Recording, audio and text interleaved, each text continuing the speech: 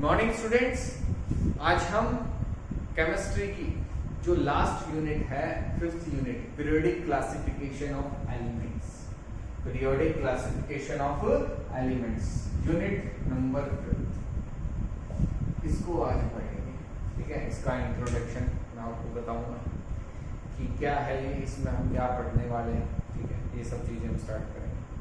तो हम स्टार्ट करते हैं हमारी unit, that is periodic classification of elements, periodic classification of elements. अच्छा, ये जो यूनिट है इसमें कोई भी चेंज नहीं किया गया सीबीएसई की तरफ से सिलेबस के अंदर। फोर्थ यूनिट जो है वो हाफ से भी कम कर दी थी, लेकिन जो फिफ्थ यूनिट है उसमें कोई भी चेंज नहीं किया गया है। छोटी यूनिट है, ज्यादा बड़ी नहीं है, इजी है बिल्कुल। ठीक है, आसानी क्वेश्चन इससे पूछे जाते हैं। तो पीरियोडिक क्लासिफिकेशन ऑफ एलिमेंट्स में ये जो यूनिट है हमारे पास, इसमें हम जो एलिमेंट्स है उनका क्लासिफिकेशन पढ़ेंगे। क्या पढ़ेंगे? क्लासिफिकेशन पढ़ेंगे। जैसे पहले आपने पढ़ा है क्लासिफिकेशन के एलिमेंट्स को 2 या 3 कैटेगरीज में डिवाइड किया गया है, मेटल्स, ठीक है, नॉन मेटल्स एंड मेटलॉइड्स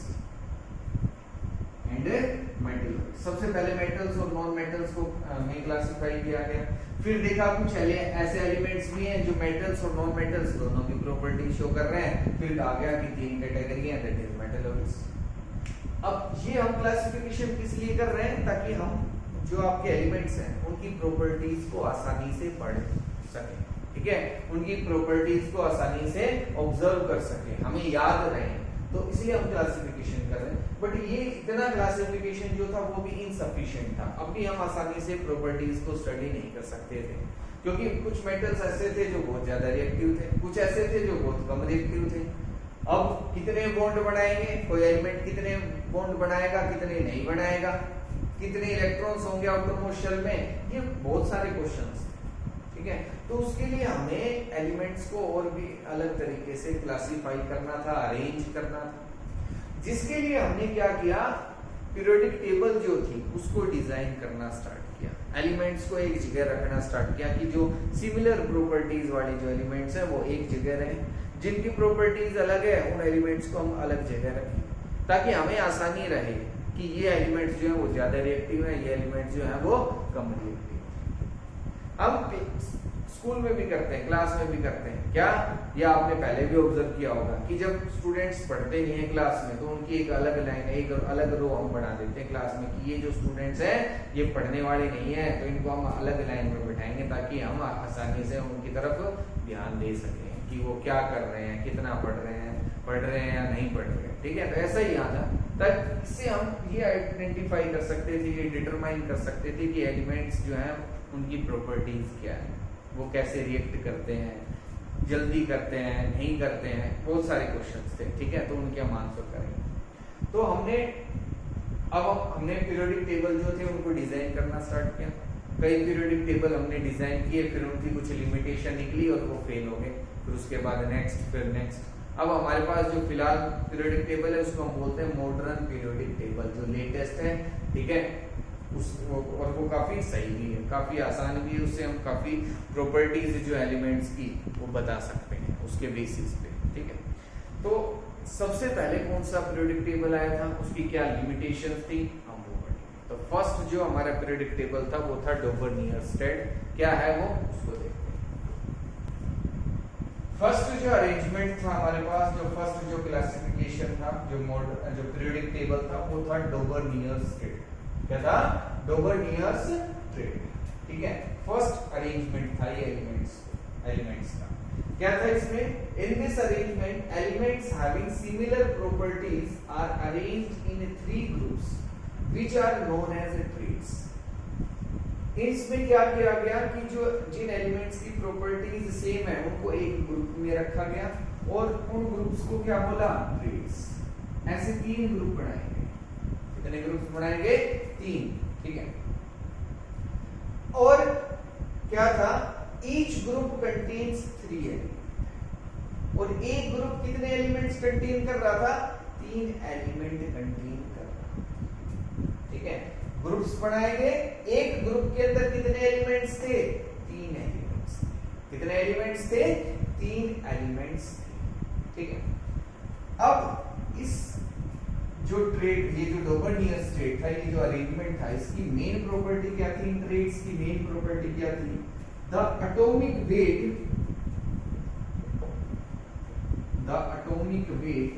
ठीक है, काफी इंपॉर्टेंट है, the atomic weight of the middle element,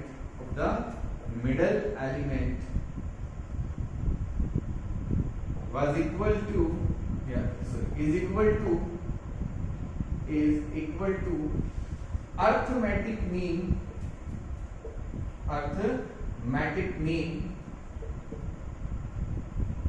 of the other two elements,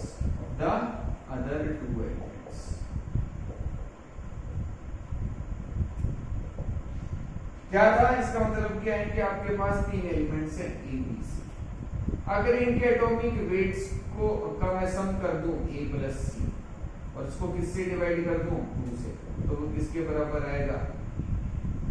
इसके बराबर आ जाएगा b के, नियरली सेम आएगा, एग्जैक्टली ना हो तो नियरली सेम आ रहा है, ठीक है। ये मेन प्रॉपर्टी थी ट्रेड। अब हमारे पास कौन कौन से ट्रेड थे, ठीक है, ये अरिथमेटिक मीन वाला जो प्रॉपर्टी थी वो भी हम देखेंगे उनमें ये कैसे सेटिस्फाई होगी। तो हम देखेंगे अब ट्रेड्स। फर्स्ट जो ट्रेड था हमारे पास वो था अल्कली मेटल ट्रेड। क्या था? अल्कली मेटल्स ट्रेड, जिसमें अल्कली मेटल्स जो थे उनको अरेंज किया गया। हमारे पास तीन अल्कली मेटल्स थे, इसके अंदर lithium, sodium and potassium. Lithium का जो एटॉमिक वेट था, वो था 7, सोडियम का 23 और इसका कितना था? 13। ठीक है, फर्स्ट जो ग्रुप था उसके अंदर ये तीन एलिमेंट्स, ठीक है, फर्स्ट जो ट्रेड था। अब हमने कहा था कि जो फर्स्ट और जो लास्ट एलिमेंट होगा, फर्स्ट और जो थर्ड एलिमेंट होगा, अगर इनका अरिथमेटिक मीन हम लेते हैं तो किसके बराबर आता है? Middle element. तो क्या ऐसा हो रहा है उसको चेक करते हैं। तो हम अरिथमेटिक मीन निकालते हैं, arithmetic mean of lithium and potassium कैसे आएगा? 7 प्लस 39 डिवाइडेड बाय 2, दोनों के एटॉमिक वेट लेंगे और उसको उनका सम करेंगे और किससे डिवाइड कर देंगे? 2 से। ये आएगा 46 divided by 2 and is equal to 20। और ये किसके इक्वल आ रहा है? Atomic weight of sodium, atomic weight of sodium बीच वाले के बराबर आ रहा है।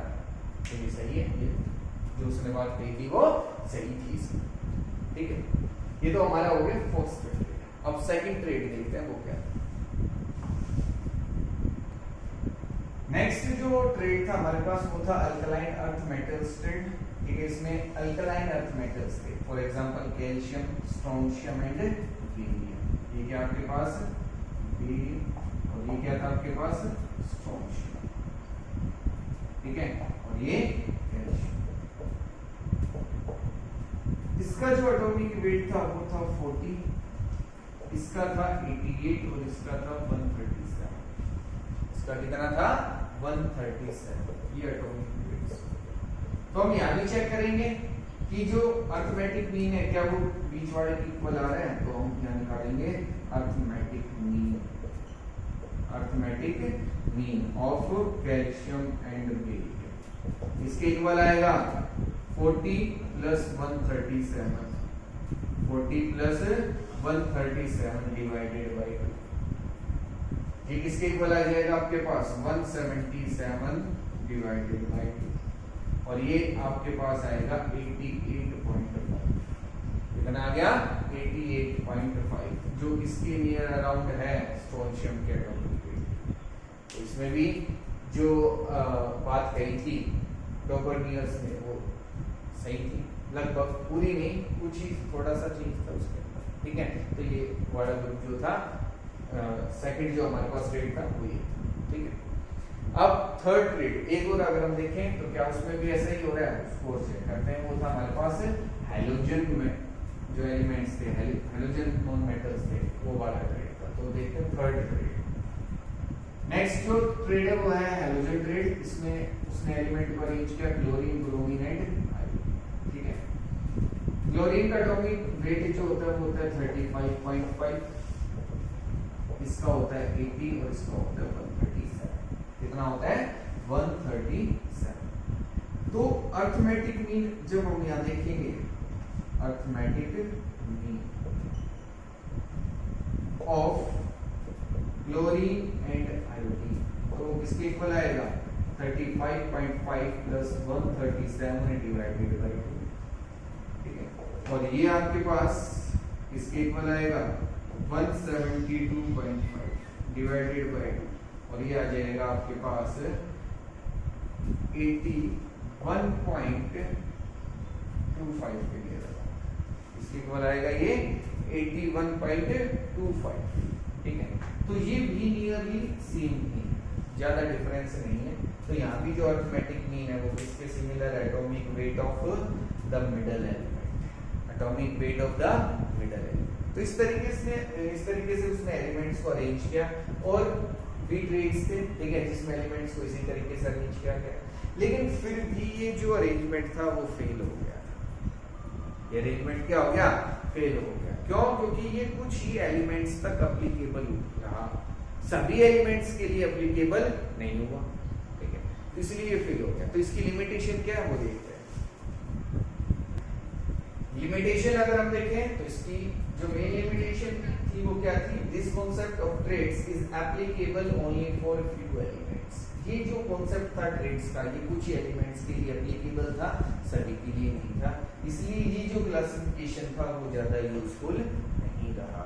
और ये इसकी क्या हो गई, लिमिटेशन हो गई, ड्रॉबैक हो गया, जो कमी रह गई थी इसके अंदर, ठीक है। तो ये कुछ टाइम ही चला, उसके बाद नेक्स्ट क्लासिफिकेशन आ गया था, ठीक है, उसको हम नेक्स्ट क्लास के अंदर करेंगे। जो नेक्स्ट क्लासिफिकेशन है, ठीक है, वो क्या था, क्या उसने कहा, क्या उसकी लिमिटेशन, क्या उसके ड्रॉबैक्स रह गए थे, वो भी हम पढ़ेंगे, ठीक है। लेकिन आज जो करवाया है डोबर्नियर स्टेट, इसमें अगर कोई भी डाउट रहे तो मेरे से पूछ लेना, इसको ध्यान से पढ़ना है, ठीक है। Thank you.